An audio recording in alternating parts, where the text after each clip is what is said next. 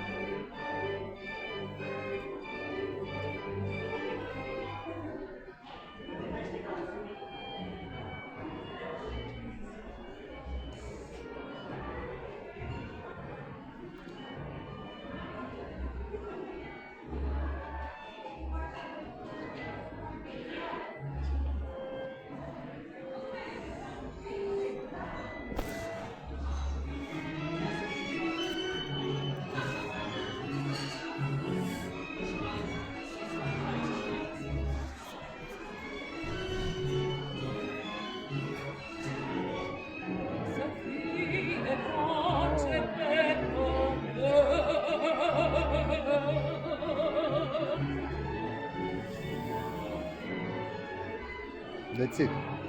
Gata.